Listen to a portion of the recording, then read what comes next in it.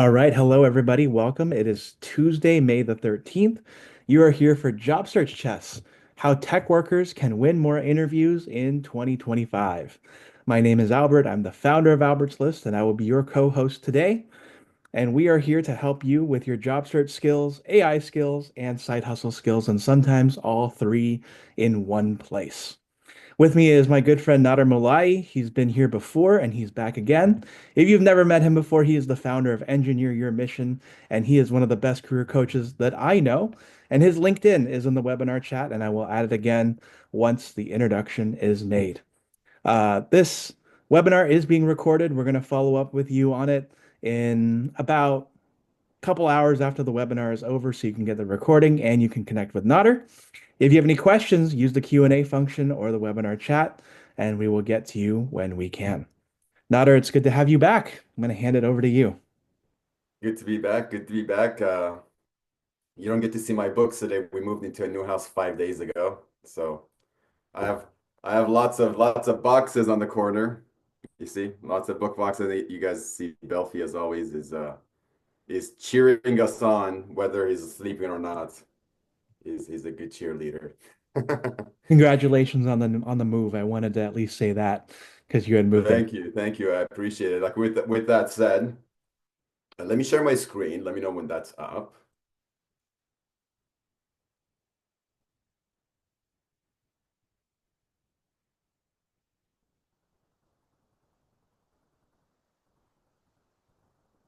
You should see my screen.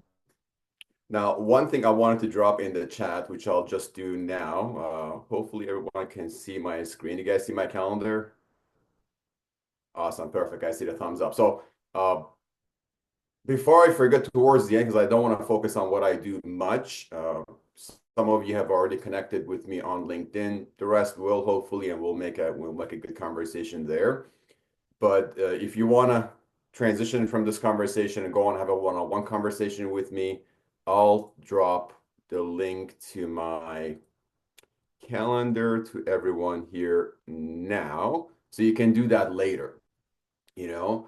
But in a nutshell, for the sake of being very transparent, what you're about to go through today, the presentation, is my attempt to teach you you're basically going through the job search blueprint workshop, and the goal is to create that laser focused, crystal clear list of who your target employers are, who the key decision makers are that you should be communicating with, who's responsible for hiring you, otherwise you're wasting your time, and ultimately, how do we communicate with them? How can you design a personalized outreach strategy, crystal clear messages, so you can create interest, develop a two-way dialogue, and get to the interview. Is that fair?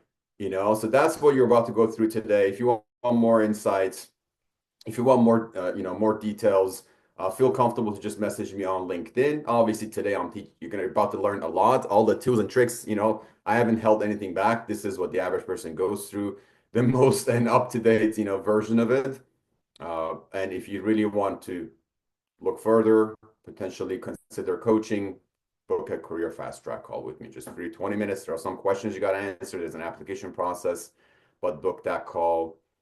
Now, with that said, I also want to give away 1 free hour. I want to give away just one of these to the person who, I don't know, I don't want to bait you guys to say the person who interacts more on this webinar, but I don't even know how I'm going to pick this person, but it often presents itself, right?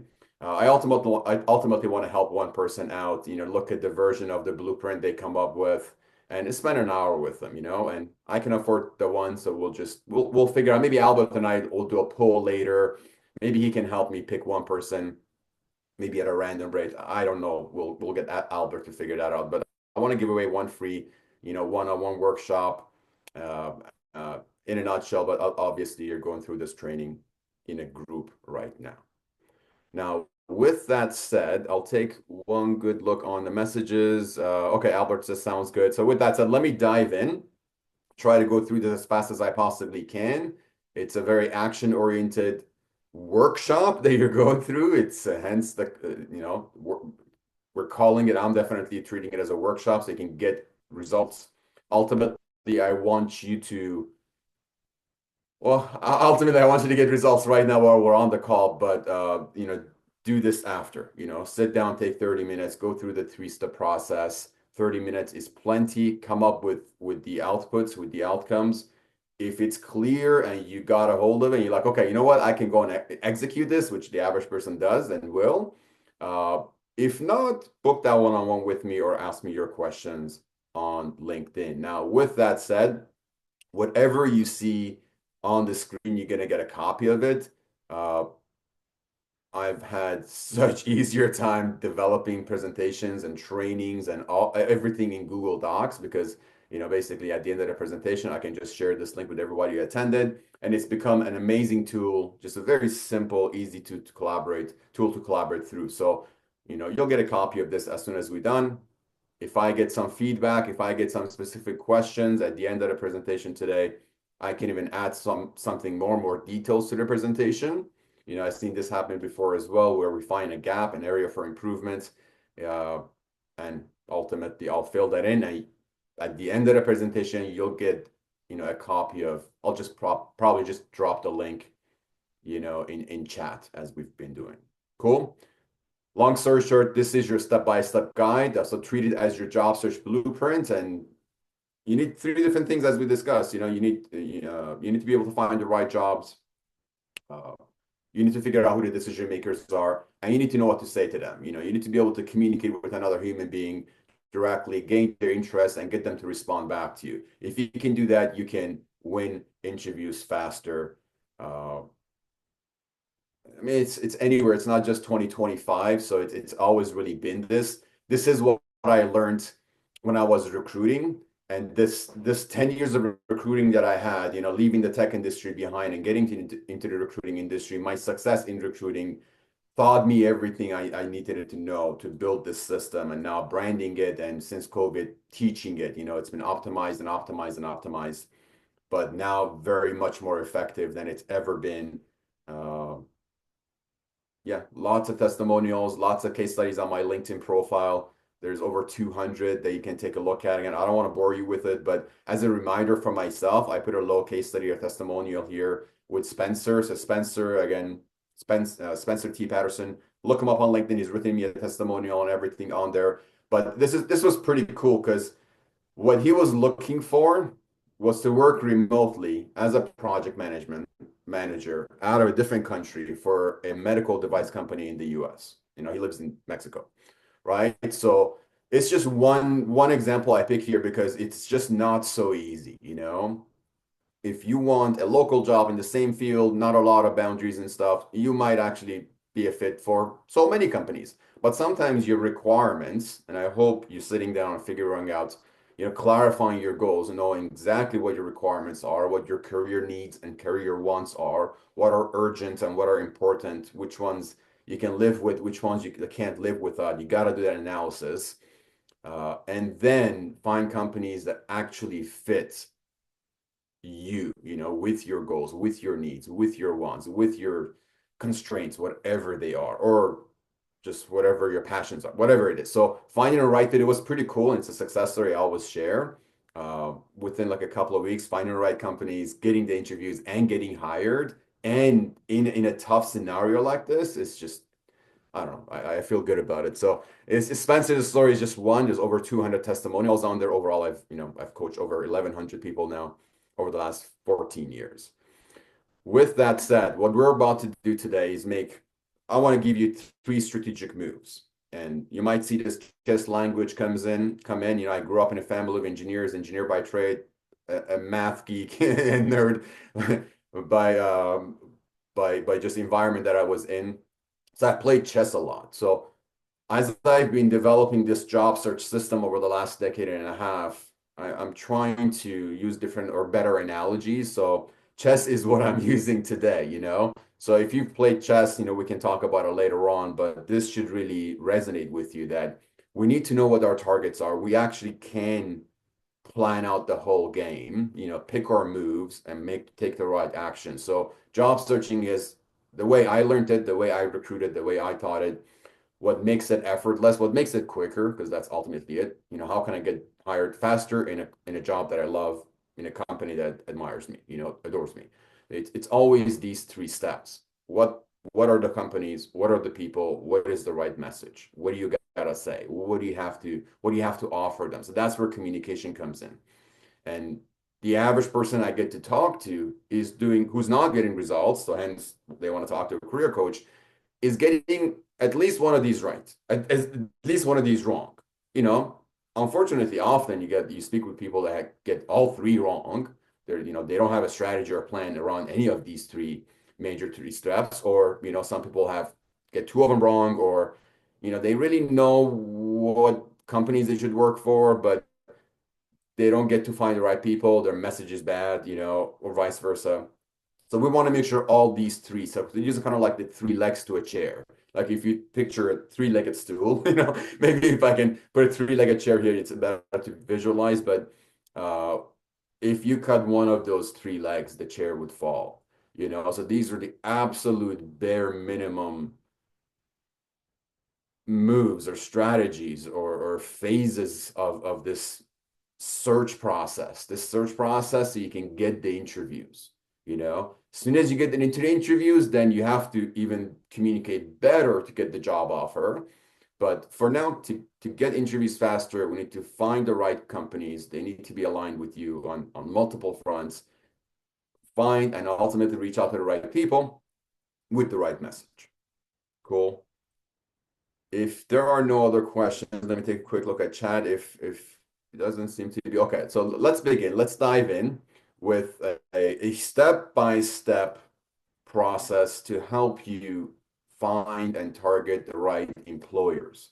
So again, this is a workshop or workshop document. So you will actually be able to use this document, this training, to find the answers, but I'm going to take you through the instructions. So think of this definitely as your opening strategy. You're figuring out, laying out the roadmap, figuring out exactly who are the people that find people like me, that hire people like me, that uh, regularly demand skill sets that I have, that I possess. Uh, so we can lay the roadmap. Cool. Ultimately, the goal is for you to stop applying everywhere rather than reacting to the job market. You're proactive. You're picking the right employer so that you can later on approach them through an application process if it's available, but more importantly, by contacting their decision makers and influencers and hiring managers directly. Taking that shortcut, going directly to the source, to the people that are responsible for growing that company, to making hiring decisions or to influence those hiring decisions. With that said, three simple steps. Let me sprint through these, show you the interactive and, trust me, beginner-friendly AI prompting process uh, that allows you to do the entire research for you, come up with the answers while coaching you through the process. So again, if you have attended any of my webinars over the last year and a half, I normally start by saying, hey, soon you're not going to need a career coach anymore. And I'm making that wish come through every training that I release, every presentation that I do. This is ultimately showing you how you can interact with a large language model, with an AI system like ChatGPT, and set the right boundaries and instructions for it to guide you as your career coach. You know, Long story short, let's go through it. So the goal here is to make a list of the top three professional skills or advanced tools that you have. This is something I want us to talk about in the Q&A. You should all be able to make a list of your top three professional skills, and this is something I can help you validate today. Professional strengths or professional advanced level tools that you know how to use. You need to know at least your top three target employers and the top three job titles that you would be a fit for. And you should be able to at least get it 80% right, So if you have questions around those, I can help you with that. I can give you direct feedback. But ultimately, this process, this prompting process you're about to learn, helps you make a list of the top three professional skills, validate them, identify your top three employers that regularly hire people like you. They don't have to have current job advertisements. We don't want to get distracted by that. We'll use it as a way to filter our targets later on. But first, we need to validate that these skill sets are regularly in demand by people who work at these companies, by these businesses. Cool. Ultimately, long story short, at the end of it, you want to have a tracker, you want to have a way to track these companies, to eliminate and cross them off the list when you're done with them, or when you realize that they're not a good fit for you after doing a few rounds of interviews with them, and just make a track record of that, right? Google Sheets, Google Docs are your best friends. Let me see, I got some messages here. Any questions so far? Well, William says, but no companies are looking for long-term unemployed graduates without experience. That's such a loaded statement. So we'll talk about that. I mean, I can say, sure, in your experience, you haven't experienced that, but yeah, you can have no experience. Having experience is not a requirement for employment. You're probably basing that on advertisements. If a job has been publicly advertised, it would have a long wish list of demands, you know? Those are not all the jobs that exist. Those are about 20-30% of all jobs that get to a point that they must be advertised publicly.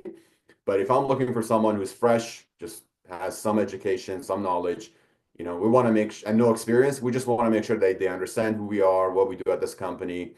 They're truly driven, enthusiastic, interested, which demonstrates that they're productive and they're going to be a high performing employee. If they can prove that, if they can prove that in an interview process, that's it. We'll teach them everything else. We'll train them. Especially right now, technology is transitioning. Every industry is transforming so fast that if you can just demonstrate to someone that you're adaptable, that you can pivot fast enough with the rate of change in everything, everywhere. If you can demonstrate that, you can pretty much guarantee yourself at least 1 or 2 rounds of interviews. It certainly does not prevent you from landing the first interview. If you're experiencing that, Will, it's either one of these two steps that you're missing, but if I were to bet, I would say your messaging needs to improve. You need to communicate your value better. And again, these are the patterns that I see, right? So if you've experienced something like that, you might not even be aware of the value you have to offer because you're thinking, oh, I've just been unemployed and, I don't have any experience, so I have no value. If that's your mindset right now, that's what we need to overcome. With the right mindset, with a better perspective and a crystal clear now value-based message, you know, yeah, you're gonna get better results. Anyways, that was a good question statement, but I'm glad we addressed it. Let's carry on. Let me go through this interactive and beginner friendly. I had written beginner friendly here because when someone looks at these massive prompts, especially since they're interactive, and we've provided instructions for the LLM or for the AI to coach you through it, so you no longer need me. They might look a little bit overwhelming in the beginning, or when you go through the process, it might feel a little bit overwhelming, but perhaps at the end of the call, we can talk about how much experience you guys have using, let's say, ChatGPT or a platform like that. And then I can help set the right expectations, make things a little bit easier. But the prompt basically instructs that LLM that, hey, you are my job search assistant. I need help identifying companies that align with my top skills and career goals. So we might need to do a little bit of help there. That's normally where I would come in to provide a crystal clear set of goals, outline your top skills, but through the systems that we have access to, you can get the same results. I would argue even better. If you get really good at prompting, if you get and you're using advanced models, I mean, obviously they're 1,000 times smarter than I am, right? It just depends on your ability to access that information and set the right expectations, following the right rules, defining the right strategies. I obviously that becomes challenging if you haven't worked with a career coach before, but my goal is to embed that process, embed that expectation in this prompt so that it actually coaches you through that process whenever you get stuck. Cool. And here it is. I mean, as we go through the next sentence, asking these questions once at a time. So this is also called as reverse prompting. So you provide some ideas, or you don't even have to provide the questions. You can instruct it to ask you all the questions necessary so that you make the right decision. But here, I think the 5 questions I've provided here sets the right boundaries for you. This is primarily what a career coach does. Asks you the right questions and helps you find the right answers, and then writes the plan for you, does the search, finds the right companies for you. Now, again, you guys are all living at, we are all living at a great time, in history where we have access to these amazing systems, right? So let's do that. Let's ask these questions one at a time and coach me in finding the right answers whenever I get stuck. These are the top 5 questions you need to know the answers of. If you know the answers to them, as you go through the prompting process, just honestly answer all of them. Don't hesitate. If you need clarity, ask for clarity. If you get stuck, say, hey, I'm getting stuck, or I don't know. Coach me through this question. That's the whole purpose. So I want to further clarify that. The prompt is crystal clear enough for let's say ChatGPT to understand that. But whenever you feel you're unsure about your answer, don't risk it. Don't just write something that you think is your skill number 3, because you're just, you're diluting the whole process. If you make a mistake right now, or you you you you include some ambiguity in the process and in the information, in the input, then your output's going to be a little bit misaligned. Cool.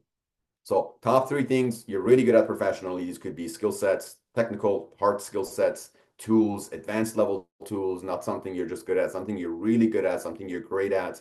What kind of jobs you're hoping to get next. Uh, do you want to stay in the same industry or pivot? This is huge. A lot of work that I do is actually pivoting into a new industry. A lot of that is happening right now. I mean, I'm just stating the obvious, I guess, right? Uh, that needs to be crystal clear, defining where we want to go, where the opportunities are. I don't know what your background is, but we can get into it in the Q&A section. Maybe I can make you suggestions, help you make decisions faster. I do that a lot. Should you pivot? Should you not pivot? What to pivot to? But again, whenever you get stuck, if this is where you're getting stuck, your answer to this question would be, hey, I'm stuck here. Help me with it. Help me figure it out. Moving on, are there any companies, products, or services that excite you? Again, this is where often I hear back, hey, any company, whatever, I can work anywhere. Like, there's absolutely no worse answer than that. So you need to provide ideas. If you're working with a career coach, they need to sit down and help you figure it out. In this process, you need to say, hey, I'm stuck here. I need to figure it out. I have a little bit of idea here, a little bit of idea here. This is one company I like, but I don't think they're gonna hire me. Whatever it is, provide some idea, provide some insights so you can give direction to this search. It might not be the right direction. It may not be validated. It might not be a good fit for you, but we need to figure out what you're interested in, what you're passionate about. It's not cliche to say find your passion. We at least have to pursue to get close to what your passions are. What is it that you like? Yesterday with one of my clients, Rocco, we just found out he has 3 fish tanks. So I was really excited to talk about fish tanks and the technology in them and how to raise fish. Like so much knowledge came out that, it's like, oh, cool. Like there are so many companies that we can focus on X, Y, and Z related to your interest. Certain technology, certain solutions, certain environmental stuff, something marine, whatever. So if we can find topics or at least products or services, types of solutions, it will help us find the right companies that are better aligned with your, let's say, side hobbies or personal interests. Later on in the interview, they'll find out, oh wow, you have these hobbies. This is such a better fit for our company, you know? And obviously sharing a hobby like that or sharing something that is exciting or you're passionate about actually can help you land interviews faster too, as long as we communicate it through our message. That's which is step number 3. With that said, once you have my answers, suggest 10 companies regularly hiring roles that align with me. The output, what we're looking for is a list of 10 companies, their job titles. And this is my favorite. 1 sentence summary on why it fits me. This is sort of the validation, right? So you'll know at a deeper level why this company is a good fit for you. Sometimes you may disagree with it. From my clients, I hear back, hey, you gave me this list of 10, we talked about it, I know, but yeah, these two companies, I just don't like them for this reason, or I just don't like them because I don't know why, there's some kind of a history between you and that company. So if the system's giving you a list of companies and you don't like some of them for some reason, look back at the answers you provided first. Second, um, second, if there's any reason you don't like him, it's like you don't like Tesla because Elon Musk is the devil, whatever. Tesla could be like the best fit company for you because you come from automotive and you have experience, in electric vehicles, but you don't like Tesla because Elon. So whatever the decision is, you need to provide that feedback. You can and should provide that feedback to, let's say, ChatGPT if you're using that platform or any LLM, so it optimizes your outputs for you. Now, with that said, we're almost done with let's say move one or step one. Then I want to open it up for questions before we move on. I see a few messages in chat as well. But long story short, don't rely on job boards and active job ads. Active job ads are about 20% maximum in a great job market, which we're not in one, would be like 30% of all jobs get advertised, statistically speaking. The other 70 to 80% are filled through a variety of other hiring programs. Half of them are filled through referrals. So if you look at like 40% of all jobs are filled through referrals, which is the most successful hiring program. So why do we target referrals? Because it's just the easiest way. It's just the fastest way to get interviews. How can we supercharge and amplify our referrals? Make sure it's the right company. So do our due diligence to make sure we're targeting a company that's aligned on multiple fronts. That's move number one. Move number two, who can we get the referral from? Better be from a key decision maker or an influencer. It's someone who influences the hiring decision. And then ultimately, the third piece of the puzzle is the message. How do we ask?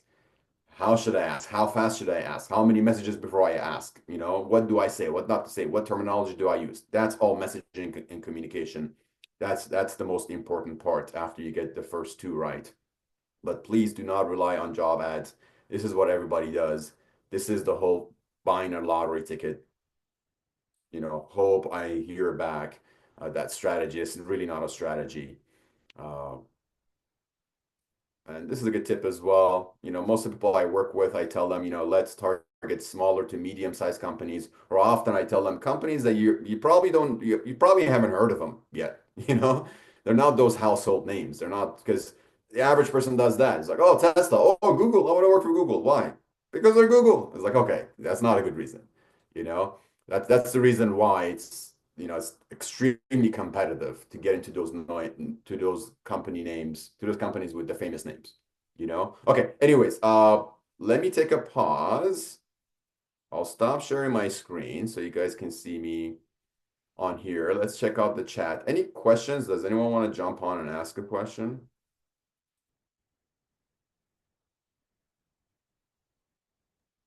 So this is a webinar, which means that people can't actually come off on audio, if that's what you're wondering.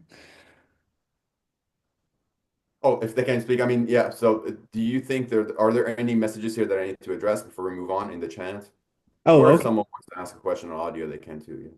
There are some questions in the webinar chat, so I don't know if you want to take somebody off or just look at the webinar chat and answer a question Okay, of let's do that. I'll answer a few of the questions, let's say three, and then or the statements, and then we'll move on just so we can make it, more fun. So, Moin says the industry I'm looking for jobs is very niche. Exciting to have a roadmap for sort of increase the focus for efficiencies. Been fumbling around with AI in my search. This is so helpful. You'll definitely get amazing results from this, and this is a three-step process. Again, this might take you an hour, maybe like that's an exaggeration, but like 30 minutes to go through the three separate prompts together by yourself, and hopefully you guys at least use a really good platform. Hopefully you're paying for a platform so you have access to their advanced models. I mean, at most all you have to do is $20 a month. Regardless of how very niche is, I don't know, Mohi, what your background is, but again, I work in the deep, deep end of tech. So regardless of how very niche it is, I've seen it all, right? So being very niche just actually makes your life easier. It's much easier to find target companies if you're in a very niche company. Nicole says, love the simplicity of the three-step process. I think most of us overthink it. And yeah, almost everybody overthinks it, just like I used to. The reason why I don't work as an engineer today is I've gone through this job searching field. I failed and then landed on my feet as a recruiter, had a total pivot, and then learned through that process and then felt the obligation to pass on and coach people on that process. So yeah, simplifying it is really easy. It makes the whole process easy. Jeanette says, any tips on getting a pivot job? You want to be more in research, but experience is in project management. That's a very good question. So that does come up in terms of what my skill sets are in the prompting system. So you basically provide information as a, hey, yeah, I want to go into a pivot. My pivot into is, let's say, research and development, but I have a project management background. Then you'll see what the suggestions are. I can tell you with my experience that, yeah, you can. I mean, if you want to perform the hands-on research with a PM background, and I don't know where you got the skills from, so I have to ask you that question. What makes you think like you can do that? But if you want to do PM type work, if you want to go from like project management to like product management or like very type of like task management type work that you can leverage your PM skills, but in a research environment, then yeah, cool. You can be a PM in a high in like a research laboratory, So yeah, you can, I can maybe pick this conversation later on with you to figure out exactly why you want to make the pivot, what makes you think like you have the skills. Ultimately, what do you want to do in research? Are you going to be a PM or are you going to be a research assistant? If it's an assistant doing the hands-on research, where did you learn that from? Because we got to at least talk about the skill set you acquired. Cool. One more on Nicole. Okay, yeah. Well, more. I'll read. Eric says a great metaphor is the iceberg of possible jobs. The advertised jobs are above the water, but most of them are below the water. Oh, perfect analogy. Yeah, that's exactly what it is. That's life. That's life. That's just how it is. And that's why an analogy like that makes sense. The job market is definitely that. Remember, among the most expensive hiring programs, like the most expensive way to hire someone is to do the whole advertising thing or to use a recruiting company. That would be even more expensive. You know, the cheapest and most effective, often the best is to actually get someone that already works for you to refer someone else to you. Even better than all that is to use your hiring team. So if I was a hiring manager, leveraging the hiring team to make hiring decisions, to bring people in, to recruit, to identify the right people. That is direct, that's faster, it's shorter, it's most effective, it's highest quality candidates coming that way, you know. And it is tough too to get past the hiring manager, but at least you're not being eliminated by the applicant tracking system or the recruiter. The entire modern recruitment funnel, the entire modern recruitment strategy of these businesses is to put obstacles in front of you. Like the ATS was created 20 years ago or more. That's a way to filter you out. It's a solution. It's a software solution that has had machine learning embedded in it since 20 years ago. AI has been operating applicant tracking systems for decades as a way to quickly eliminate the bottom ranking candidates and be left with the top because that's actually how the applicant tracking system works. It's like, let's get rid of the worst. We're left with the best. You know what I mean? So with that said, no, I love that analogy. Let's carry on. Let's go through move number 2 or phase 2. Share my screen again.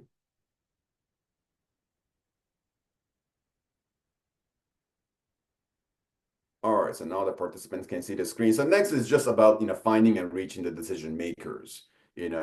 This is where you want to position yourself for, again, grabbing the attention of the man or woman in charge or someone who influences that process. That person can be HR too, can be talent acquisition, can be recruitment, but the goal is to get on the radar of the people who make those decision makers, right? So hiring managers, team leads, not just HR. Everybody knows how to find HR. HR is overwhelmed with the same thing again. If ads when ads are the most busy, like everybody goes around ads, and then another like a smaller portion, much smaller portion of people will say, you know what, I'm just going to contact HR. I'm going to message the recruiters. I'm going to find these people. I'm going to ask them if they're hiring. It's their job. I'm going to be comfortable asking if they're hiring. And, I'm going to be more comfortable sending my resume. And only a little bit, like less than 10% of the people go and contact hiring managers. You know, I want to make sure you're one of the few, you're among the 5% because the 5% are the most effective. Cool. So here in this second step, we are again, I can show you that stuff. So we need LinkedIn, obviously need access to LinkedIn. Again, hopefully you're paying for LinkedIn Premium so you gain access to all the data insights that it provides you and the hiring insights. But we now have a list of companies. We want to be able to go to LinkedIn and identify the key decision makers per company. Let's aim for 5. You'll find more. Bigger the company, you'll find 50 potential hiring managers or influencers if it's a massive company, and that's fine. Batches of 5. When I coach someone, I'd say reach out to, let's say, minimum 5 to 10 people per day, ideally 20. With a LinkedIn Premium account, with a basic career premium account, you get to send out, I think, 100 invitations per week. It's still 100.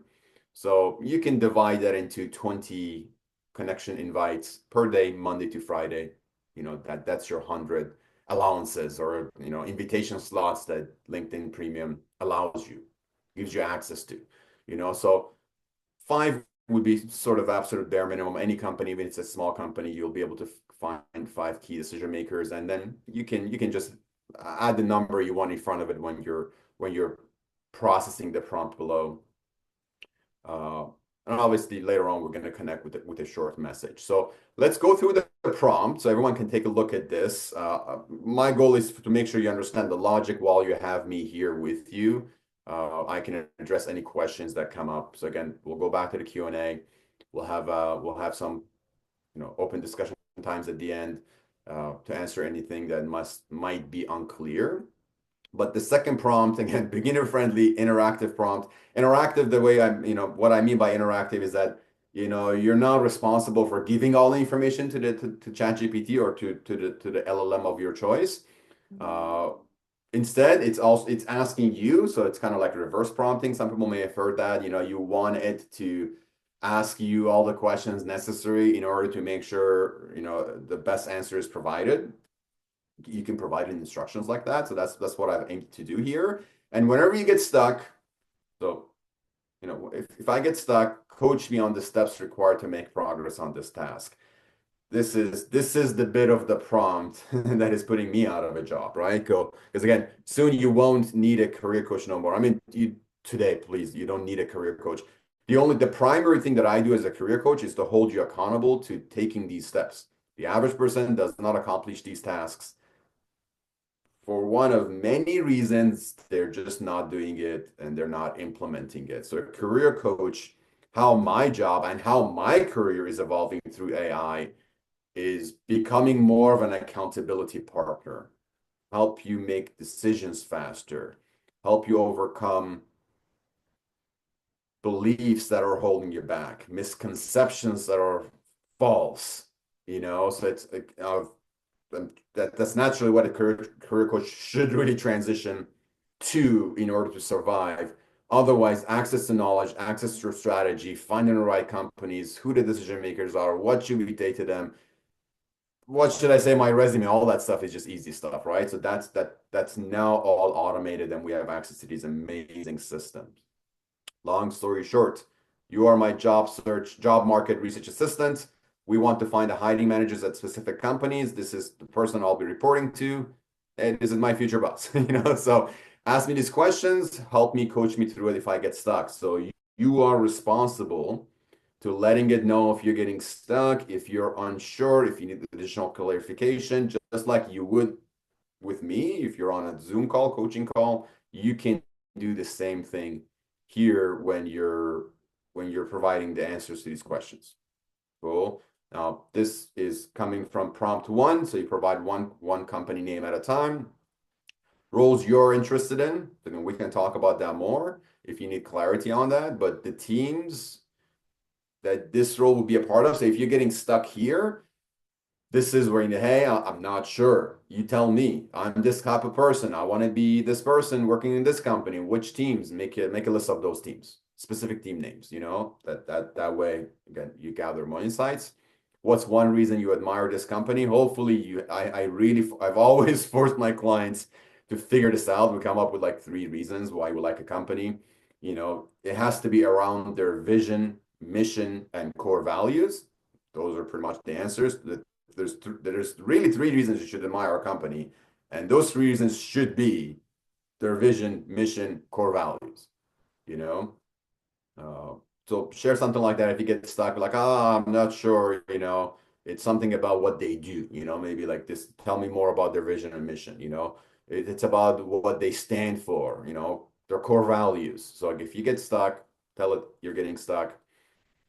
Once the answers are provided, guide me to find the most relevant people and key decision makers on LinkedIn. I need a list of their potential job titles so I can conduct my research on LinkedIn. I'll show you guys very briefly what I mean. I'm pretty sure you guys all know what I'm talking about.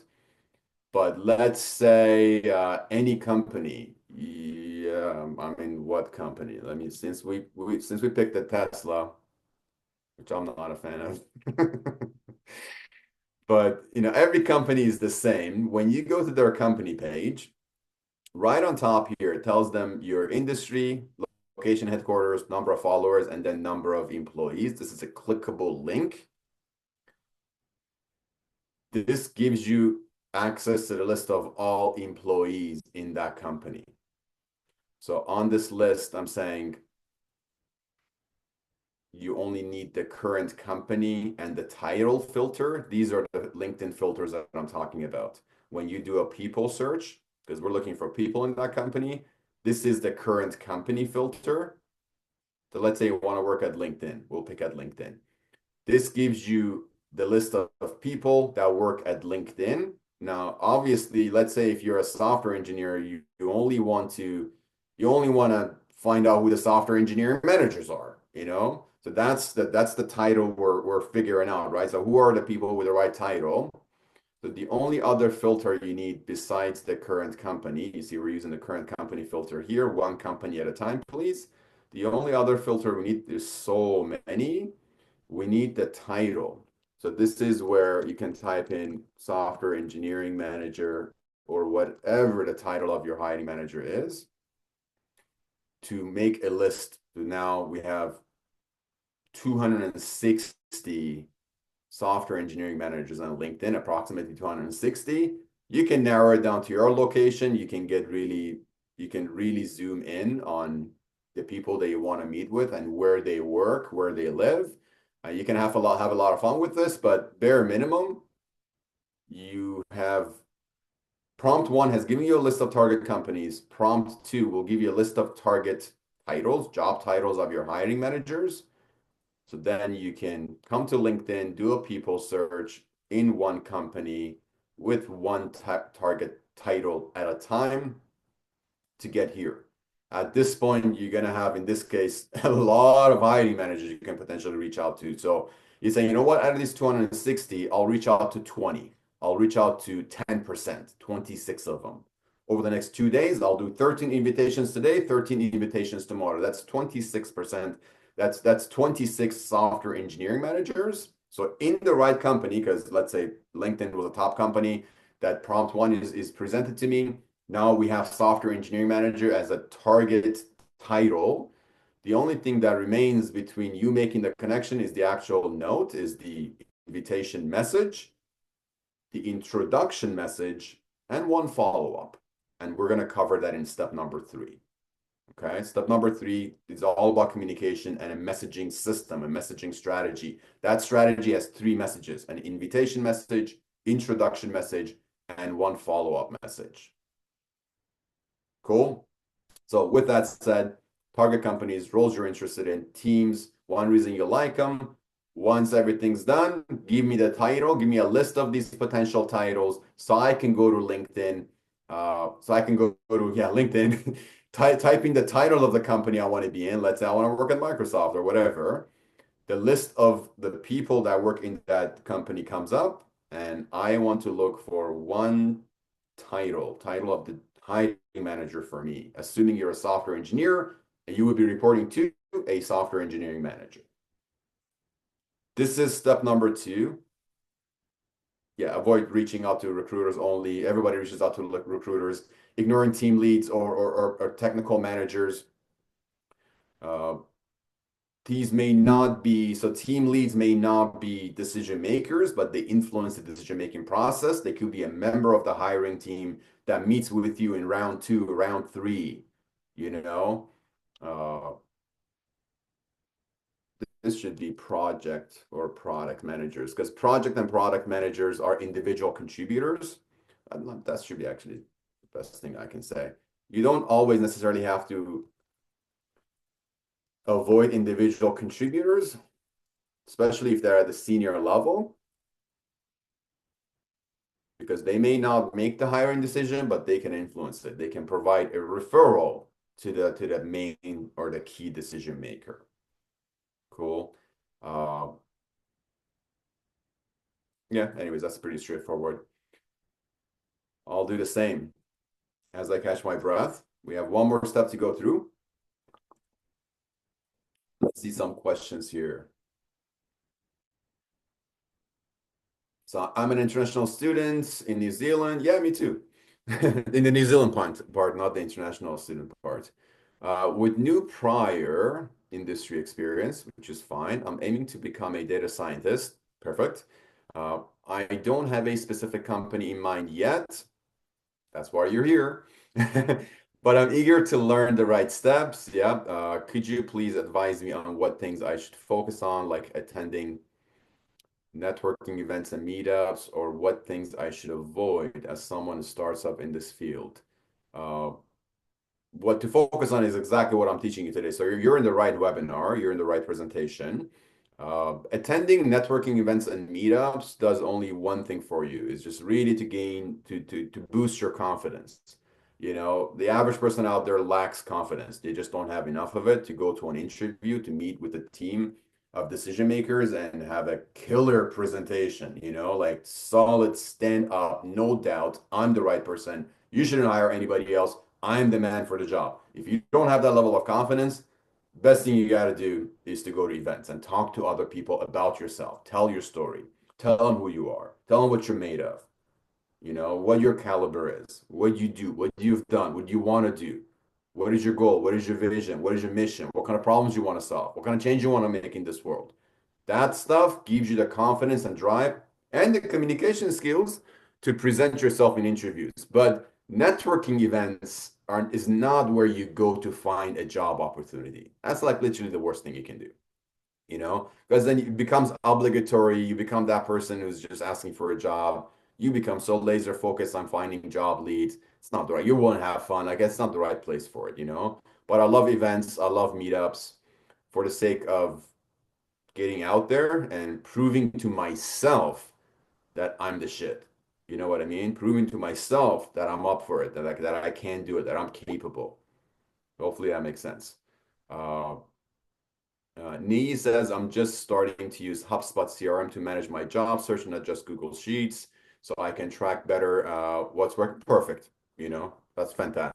Again, I use a CRM for myself as well. I don't mandate it. I don't, because there's so many solutions out there. You can even do custom dashboards with an AI platform these days. So again, I'm glad you're doing that. I'm not against it. It's better, but unnecessary maybe, but it's better.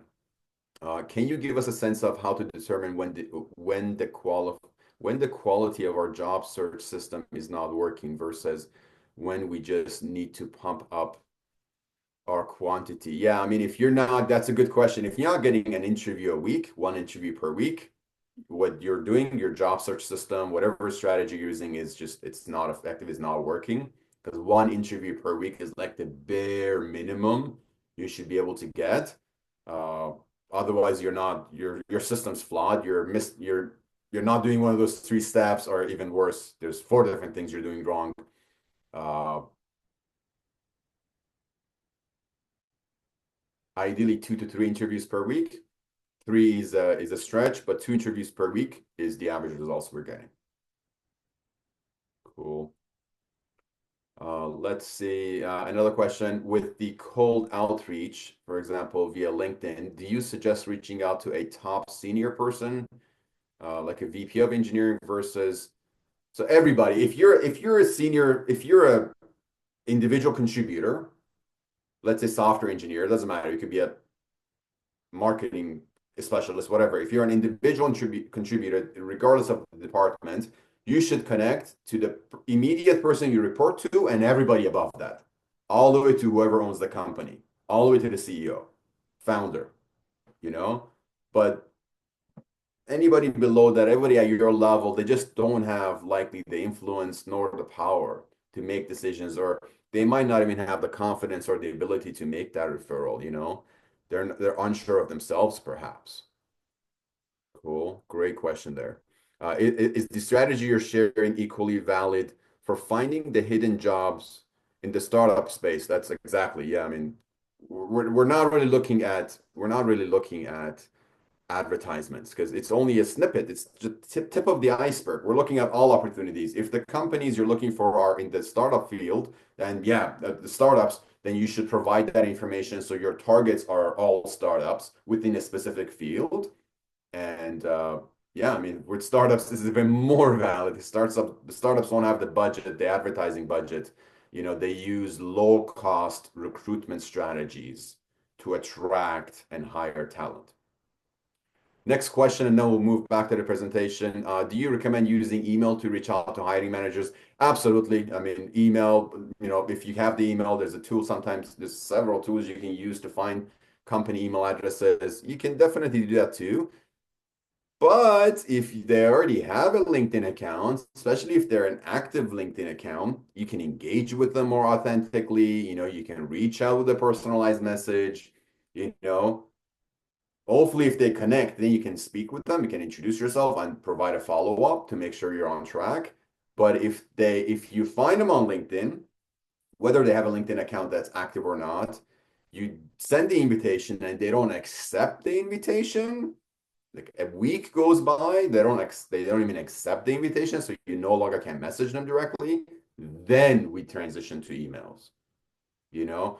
Well, again, we go to InMail. So there's the paid message that LinkedIn has, which just act as an email. Whenever you receive an email, it comes to your email inbox. You receive it, I receive it in my Gmail inbox. So we try that as well. So we go through the appropriate channels before we reach out to someone directly with their email address, especially to their work email address. And again, what you say into that in that message should not be too forward. You should not jump to conclusions. Should not ask for a job. You should never attach your resume to a cold email. So there's a lot of do's and don'ts. You know, let me share my screen again. You see, I have things to avoid. I always try to include as many things, at least the fundamentals here, because maybe the list is much longer because often you're doing things that are eliminating you. You're doing things that are repelling people. You know, most individuals that I talk to, that I work with, you know, I speak with them, I consult with them. You know, common questions I ask is, hey, how do you job search? What do you do? Likely they're doing something that hinders their progress. They're kind of like shooting themselves in the leg. Cool. All right. So with that said, let me take a sip of water and we'll jump right back in. We're almost there. Thank you for your patience. Maybe like 5 more minutes to go through this last prompt. This is a massive prompt, so I won't even attempt to read through it, you know, word by word. You would copy paste it, and this has much detailed instructions per message, you know, per phase of this messaging strategy or messaging system. But anyways, this is the time where we've got to convert the, their interest in you into actual opportunities. You know, it's always about what you say, how you say it, what words you use. You know, especially if you're messaging someone, the words carry a lot more power versus when you're speaking to someone face to face. Because face to face on video, you can modulate your voice, you can share your compassion, you can really, you know, resonate with them physically. You can touch the person on the shoulder if you have to. But in a direct message, in DMs or in emails, what you say, it carries all the power. So Anyways, we gotta have a strategy. You gotta know, you gotta be able to know how to talk about who you are, what you bring, and what you want in a direct, crystal clear, simple to understand manner. So anybody understands it. Like an 8-year-old gets it, you know? This is where, again, I get involved as a coach a lot to help you figure out who you are, what you bring, and what you want. I've put together this interactive AI prompt to again guide you and coach you through that process. It's actually really effective.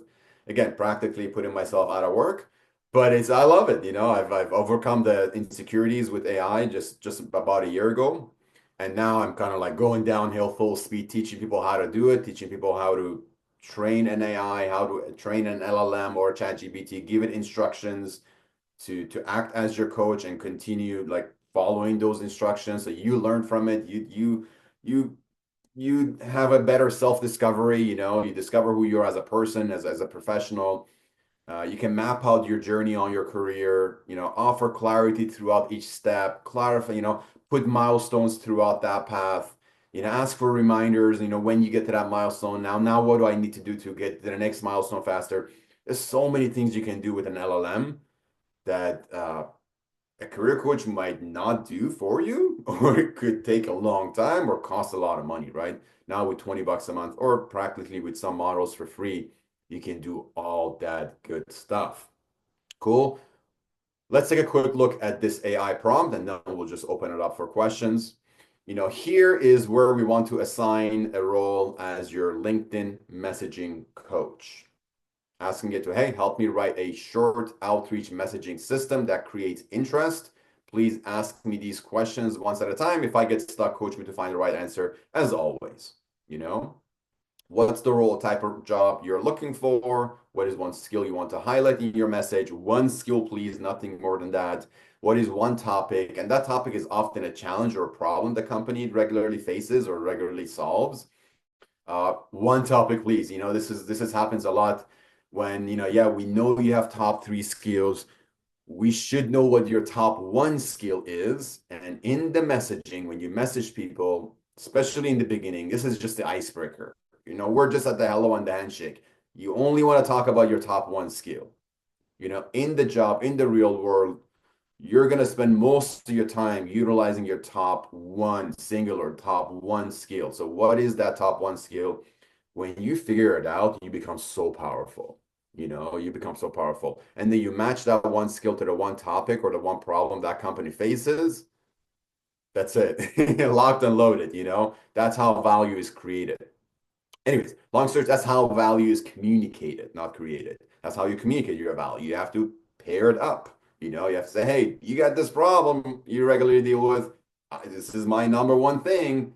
I do a heck of a good job at doing this. Look at what I can do for you, and then you put them together in your messages that creates interest, that invites people to accept your invitation message, encourages people to respond to your invitation, to your introduction message.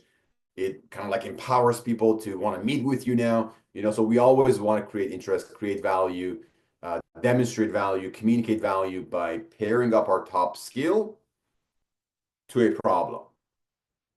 Now we can go to skill number 2 and match it with another topic or another problem. And then we'll do that 3 times if necessary, before an interview comes in, during our DMing, during our emailing, but one skill at a time, one problem at a time to stay focused. Cool. Anyways, after getting my answers, follow the prompt below. And this is a longer prompt for developing that message. So you're the messaging network, LinkedIn networking assistant. Task is to write a 3-message outreach sequence that sparks 2-way conversation without sounding salesy. These are your inputs, and I do recommend you provide your resume. You can just attach your resume or certain keywords or bullet points from your resume that can be leveraged during these messages. This is powerful, especially if you've worked on your resume, you've quantified your achievements. We can leverage those in this messaging system and get fantastic results that can be backed up by a resume. So you mention something in a message, one singular skill set, one singular pain point that was taken away. You create that curiosity, you develop that buzz, you invite attention, and then when they want to learn more about it, you're like, hey, you know what? Let me share with you more details. that I've included on my resume. So you're creating an opportunity for your resume to be shared. You know, you're positioning yourself, you're positioning yourself as the solution provider, the person that solves their problem. And in messaging, you need to create that opportunity, that interest, so you can plug into your resume or you're plugging more of your skills, skill two, skill three. Cool. So I won't read through these, but again, these are the instructions, what to follow, what not to follow, the structure for the invitation, the connection invite, the introduction message, which you send right after the acceptance of your invitation, and a follow-up message, no longer than 7 days. 3 days is perfect. They've connected with you, you introduce yourself, 72 whole hours have gone by and still no reply. Then you want to come up with a follow-up strategy so you can revive this conversation or start it up, get it off the floor. But for some reason it's been 3 days, I would say 3 to maximum 7 days of no reply, then you do your follow-up. Cool. But strategy is clear. State overlap, that common denominator that we have together, that's often the topic or the challenge, the shared topic or the shared challenge, and a simple ask to connect. Often, hey, want to connect and trade notes, or hey, let's connect and stay on each other's radars. I can provide you lots of examples of this stuff, but this is so to speak a basic example you can follow. Uh, Second, this is where your resume comes in or your specific achievement comes in, achievement with metrics. So hopefully you've already worked on your resume. You got some good results, quantified results on there that we can leverage. If you don't have past experience, that's fine. We're going to leverage your skill sets that you could have learned from an online course or a university degree, but you don't have to have past experiences or past achievements to get a job, to get your first job. Cool. Long story short, formatting rules, no need to read that again, pretty straightforward. Uh, Output, we want 3 messages labeled 1 to 3, ready to copy into LinkedIn. So ultimately, let me see, I had some samples open here. Let me see if I can get those samples for you. Okay, so again, these are just samples that I was about to add to the presentation because I realized I hadn't included it, but it became a really big one. This is 4 different campaigns that I've built for existing clients, and I'm comfortable sharing them with you because they're not related to you. You can't just use this. And that's the thing. If someone gives you a message, like a sample message or a template to share, to use on LinkedIn or whatever, and anybody can use that template, it's not going to work. It needs to be super personalized to you. So for this person, this is Rocco. So he's a materials engineer. Materials engineer who went on a software development boot camp, did a 6 months boot camp, now wants to go back to the materials research, R&D, materials research and development field within aerospace and defense sector, and work as an automation engineer, someone who understands quality control processes, but have learned software development so they can build automated systems. You see, it's complicated. Like his set of skill sets, his background is not straightforward, right? So going through that process, the invitation message, hyper personalized, the introduction message, very specific achievement he developed, he gained in the boot camp. One of these side projects he's worked on, and the follow up, let's say 3 to 7 days later, a quick heads up, a quick touch base. Now, this is a campaign for a hiring manager. This is another one for a recruiter, slightly different, but also effective. Sample 2 is for a software engineer. Now, again, this is Anuya. So Anuya's experience comes from software development, but in a medical device development environment, in a medical manufacturing environment. So she also has manufacturing experience. She also took some, automation courses. Everybody's becoming an automation person these days. We should all learn AI and automation tools, every one of you guys. So again, this is another sample for, let's say, a software engineer who specializes in kind of like software integration, system integration. Invitation, 3 messages to a hiring manager, 3 messages to a recruiter. Again, I have lots of these examples. This is just something I want to show you guys to see, like, you see how personalized this is? You see, we talk about specific achievements at specific companies. You see how nobody else, none of you guys can copy paste these messages. That's what makes, like, that's what should really stand out to you when you develop messages or where you see something online, and it's generic, it's likely not going to work. It needs to be either directly selling your skills with personalized stories, personalized messages, and it needs to, create that gap, find a gap and fill that gap. There's something they need help with. If it's system verification and, software verification and validation, because they want to automate diagnostics testing in their medical device manufacturing environment, whatever that is, that message has to be crystal clear and needs to come out, in a way that can be understood. Cool. Uh, Let me see, I closed the presentation. Let's go back to the presentation. Let me see where we are. I think this is pretty much it.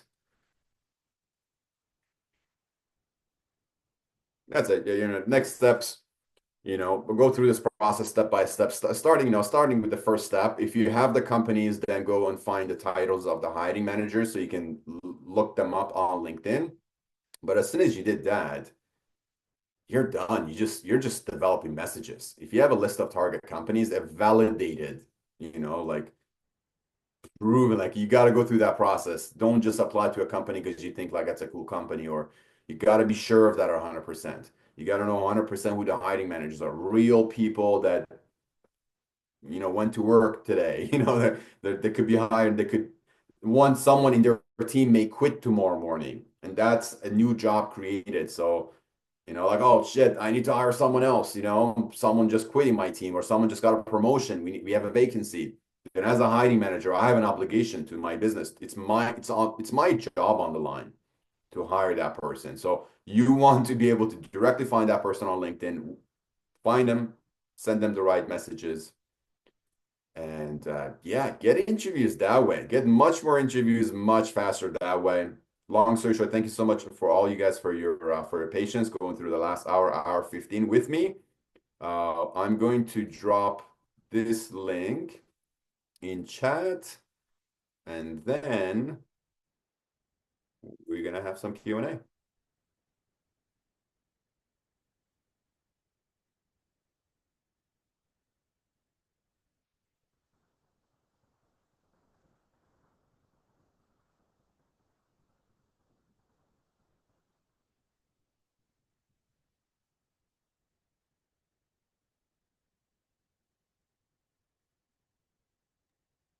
All right, let's see. All right, Albert, how do you want to do this? Should we go through, you want to pick questions or should I go through them?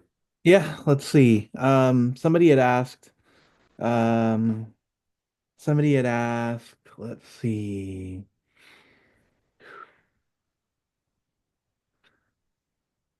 Oh, did that question disappear? Okay. All right, let's see. How do you readily identify a problem at a company if it's not an obvious one? Also without potentially poking at a sore spot. Why wouldn't you want to point as a sore? That's the whole point. Your job is to make that sore spot not hurt no more, So don't shy away from pointing out the things that are bleeding or opportunities where money is left on the table or, potential of them risking something, whatever it is, you should. So that's the best thing you can do. To answer the first part of your question, obviously, this is where you say, hey, I'm not sure what problem I can solve for this company. And ChatGPT will make a long list of all the problems that they have. As soon as you go through that practice a little bit, so normally I would begin to explain, hey, what company are you thinking about? Let me tell you what problems they would have for someone like you. For sake of time, again, this is also something you don't need a career coach for. You can just sit down with an advanced AI model and ask it, hey, this is who I am. These are my top skills. What are some of the problems that this company is experiencing that I can directly solve for them? What are the pain points that I can, directly address for them, help them make this pain go away? All right. Are there any frameworks that you use to discover the challenge or problem that a company might have. Informational interviews are great, as are recent news and updates about the company if publicly available. Can you share other methods that you have found to be useful? Research. So again, a year ago, year and a half ago, it was just research. Google it would be my answer. Or hire me, I'll Google it for you, or use my experience to give the answers to you quickly. Just ask your friendly neighborhood LLM of choice. Your any AI can do that for you. You can even do some deep research. So again, ChatGPT would have a deep research model. We can use that. You don't necessarily have to, but this is a common question. You see, it's come up twice. It's a mandatory step. Before anybody does anything, they need to and expect someone to pay you money for it. You need to know what problems to take away. This is fundamentally how we earn money, how we earn, income. There are specific problems that there are many problems each of us solve. We only want to talk about the top three in order, prioritized, so we can match our top three skills to them. So we can then be very strategic and say, hey, this is the top skill that I have. This is a problem that it solves. This is the outcome of it. This is how you gain benefit from it. And then we can go to skill two, problem two, skill three, problem three. This is how you sell your skills. When people say, oh, you got to sell your skills, this is what they mean. Talk about the skill that you have clearly and describe precisely what problem they have that your skill can help overcome. You do that 3 times in a row, maximum 3 times in a row to get an interview. You just got to do it one at a time, step by step, especially with direct messages. Don't overwhelm people. Just do it step by step. You know, it's not magical. It's just pretty straightforward. Those are the fundamentals of hiring. Again, that's what we get paid for. So when you do it, you won't be surprised why it's working now. Why do more people want to meet with me? That's not really going to be a question. In the process, you realize that, wow, okay, now my messaging, my communication has changed. Sure, I've picked a better company. Some of you guys, not most people, but most people know which companies are a good fit for. They're either communicating with the wrong people, and like almost everybody has bad messaging, to be honest with you guys. So messaging is what I focus on the most. Everybody's message, like, you wouldn't be here if you're already messaging people properly. If your communication is effective, you wouldn't be here. I come in to help people communicate more effectively. Now, whether that's writing your resume, so communicate more effectively on your resume, or communicating more effectively in emails and DMs, but that's where most people struggle with because it's just not what they did. They're not communication experts. So you got to learn some new skills. Or again, as of May 2025, you got to have the right rules, instructions, and prompts so you can guide a large language model like ChatGPT to come up with the right message for you. And you can do that for free. Again, the reason why I still do what I do, and I think I'll still do it for maybe a couple more years, I've clearly seen that my knowledge is no longer as valuable as it was before. And a year and a half ago, I had a nervous breakdown, but I've overcome that. Now I'm becoming more of a facilitator, more of an accountability partner. Hey, let's do this together so you get hired in the next 3 to 4 weeks rather than you waiting 2, 3 months. Every month you're not working, you're losing money, so I just want to enable people to get things done faster. But what do we do? What's the process? What strategy? That's all in these systems. We don't need to overcomplicate it. Just ask the system the right question and you'll get the right answer.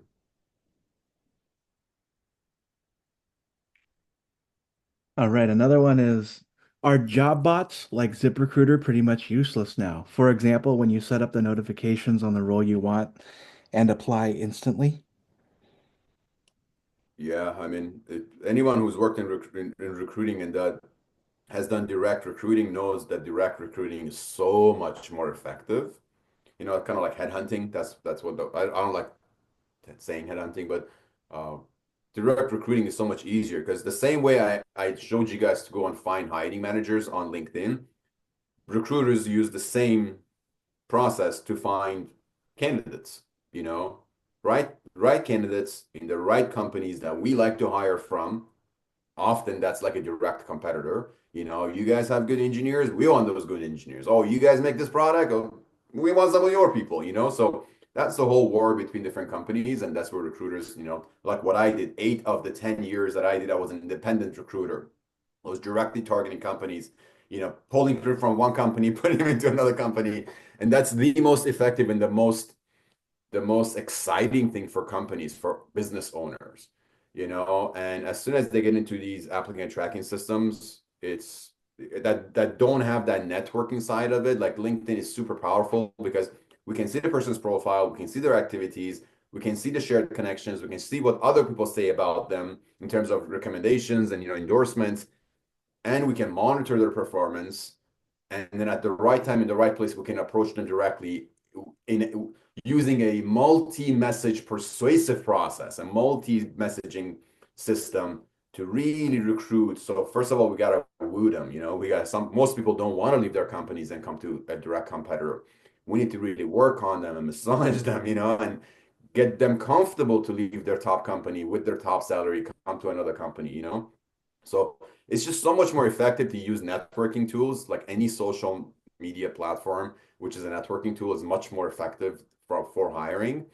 For recruiting, it's just LinkedIn is the platform.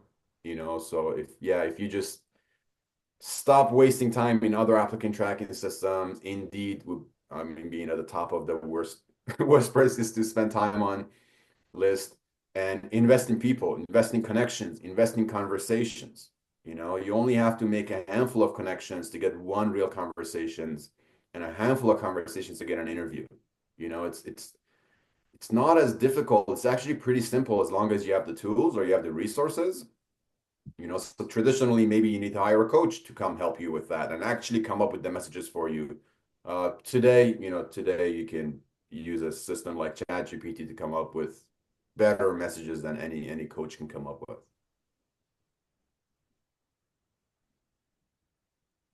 Awesome. All right, we have a few more questions. I'm just gonna see which ones. Let's do it. A lot of people love your presentation. Really valuable. I like it. Are there any other ways to effectively reach out to people in a company apart from LinkedIn? Uh, Depends as on what industry. I mean, depends on industry. Certain industries, maybe there's other platforms to reach out to. You know, certain industries, you got to pick up the phone and call them. So I don't know. Are you in sales? Are you in business development? Are you in market development and outreach? Do you do any type of direct marketing? So it really depends on the role. Yeah. If you can share that. For tech jobs, should all the top three skills be technical, or would a soft skill present a better picture? Likely, if you're in a leadership type role, your mandatory, like your top three skills, among your top three skills, there would be some soft skills, you know? If you're, let's say, so it depends on the role, right? So they're often a technical skill or a hard skill. So technical may not be the right way to say it, but a hard skill. So a hard skill is a measurable skill, is a tangible skill. You would have a key performance indicator for that. But if you're saying, "Oh, I get along with others," nah, that's not good enough.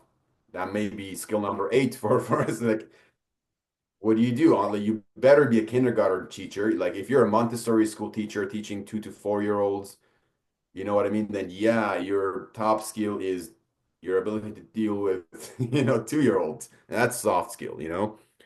But it can still be measurable. It's still tangible. It's directly applicable. Love it. All right. Oh, nice.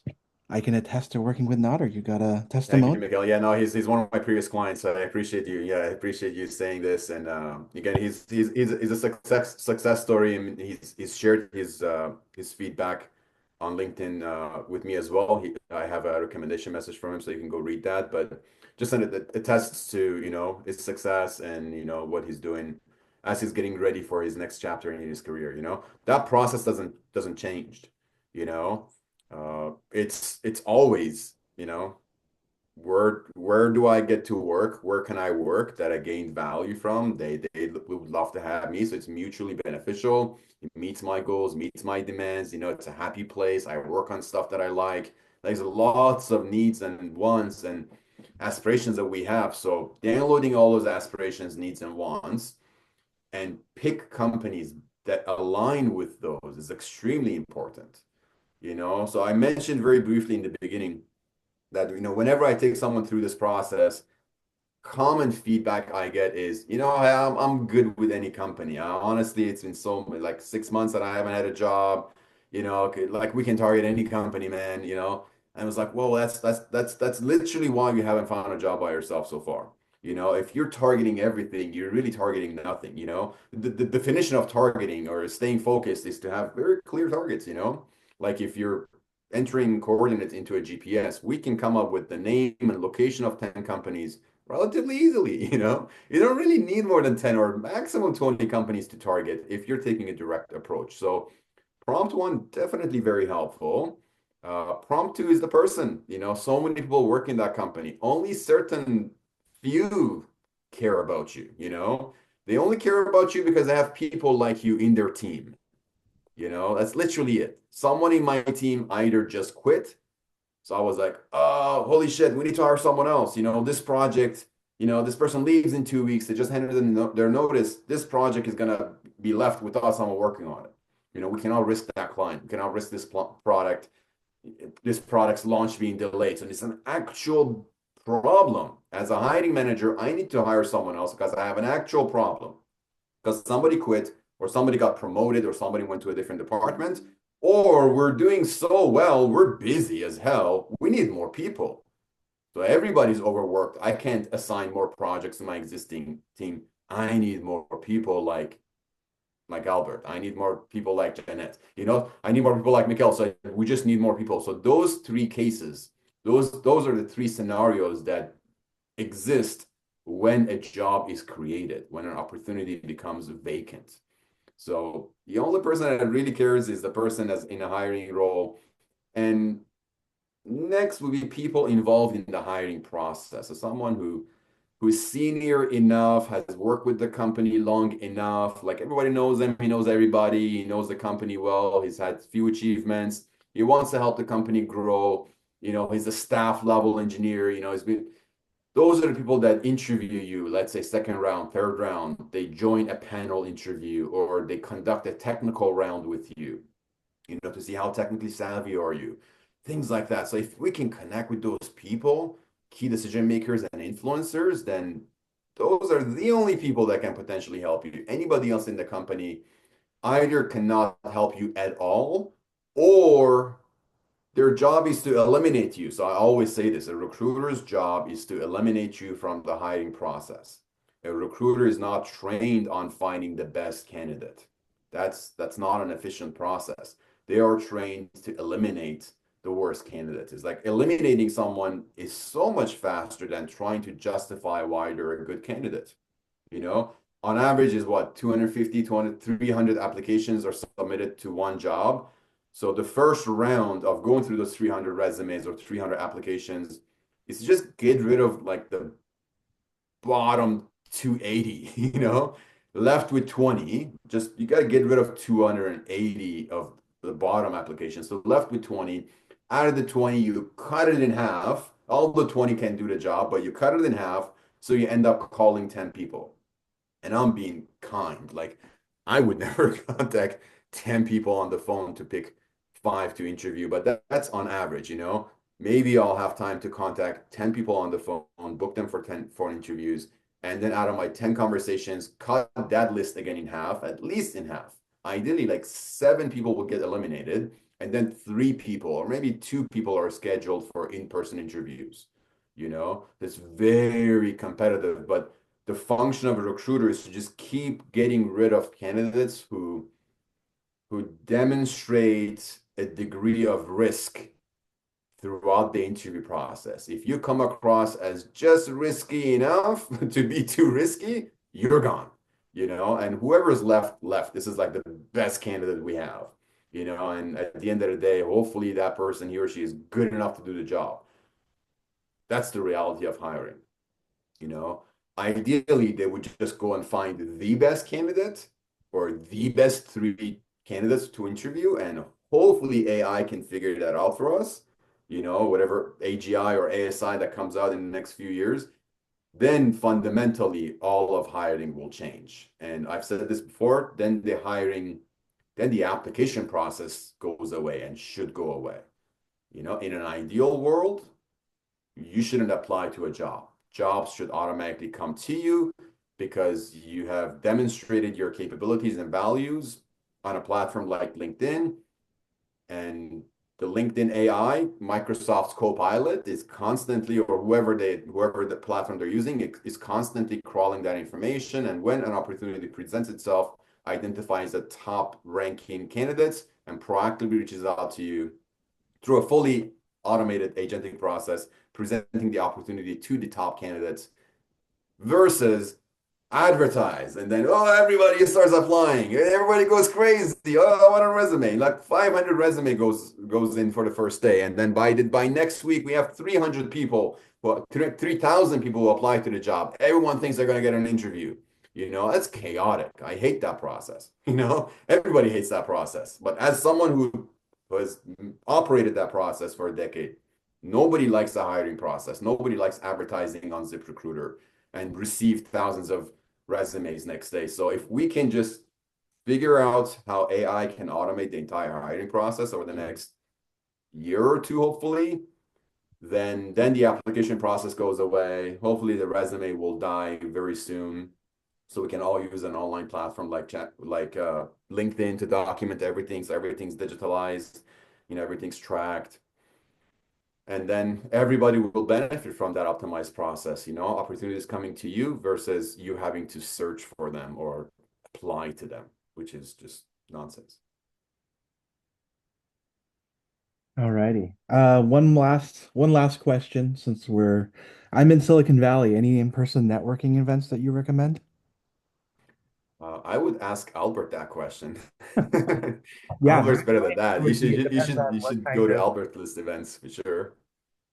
my answer would that it depends on what you're looking for. So you got to be super specific because you can go to very general networking events and waste your time, or you can go to an event in your industry where you can meet decision makers and people who want to actually talk to you and speak your language and save a lot of time because I've done both in my life. So yeah, and there's a use for both. Albert does a lot of events, so if you see his posts on LinkedIn, he's always at events. So he's the events master. But for me, my feedback on events is exactly what I said earlier. Events is for you to develop your ability to communicate, talk about yourself, and gain more confidence in the process.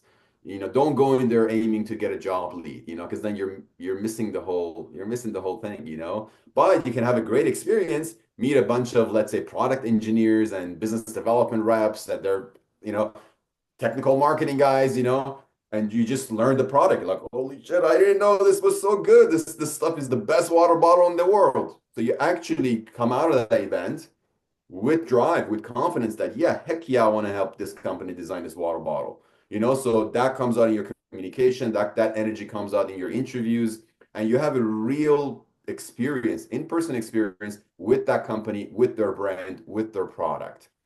That's going to help you stand out, in the interview process, but it might not necessarily help you land an interview.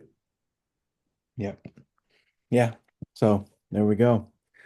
All right. Well, we are 95 minutes in, and I want to thank everybody for spending their Tuesday evening or morning or afternoon, wherever you may be with us. This webinar was recorded, and you will get a link to that recording if you are here and you signed up. Thank you again, Nader. I don't know if you have any final words, but I'm going to just drop your LinkedIn here, and then we'll say goodbye. Yeah, drop my LinkedIn there. No, thank you, Albert, for setting this up. You're always so kind, having me host events here with you. Um, if anyone has questions, I drop my calendar link in there as well. Feel comfortable to book, a fast track call. That's a free consultation. I also do want to give away one of those free workshops. So go through this plan with one person.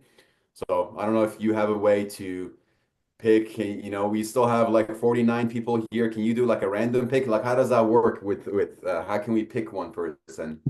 I was actually thinking you'd take well, I don't know. I'll scroll up the webinar chat and let's see who's still left here. Tell me when to stop, and if they're still here and my mouse is on them, they get something. Are you asking me to say stop? Yeah, tell me when to stop, and whoever my mouse is on gets a free. Oh, I don't know. I love what knee is saying. Knee. Like, that's awesome. That's what I would do. Me. Yeah, tell me whenever to stop, and I'll just stop scrolling. I'm just going up and down the chat right now. Okay, stop.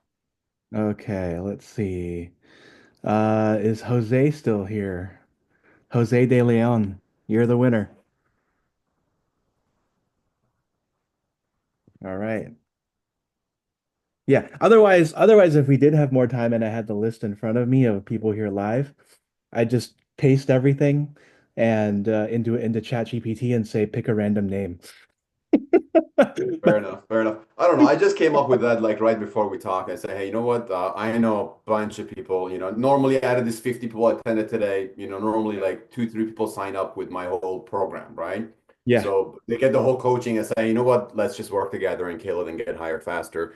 But there's always people that message me, but they're just not ready. So I was like, how can I just sweeten the pot and like give away something? It's only an hour of my time, so I don't mind it. I enjoy those sessions. And you've already gone through the training, so you know what I mean. We might not even need the whole hour, or in that hour, we'll be even much more effective, and it'll be really a productive session. So you just have to book it with me personally. So don't go through the online calendar because then it'll ask you to pay, Jose, and then just message me on LinkedIn. We'll schedule a 1 hour coaching session for you. All right, awesome. I see Jose is still here and he Yeah, says he is. sounds Yeah, good. All right. yeah. Thank you all so much. And we will see you soon. Goodbye. Take care. Bye, everyone.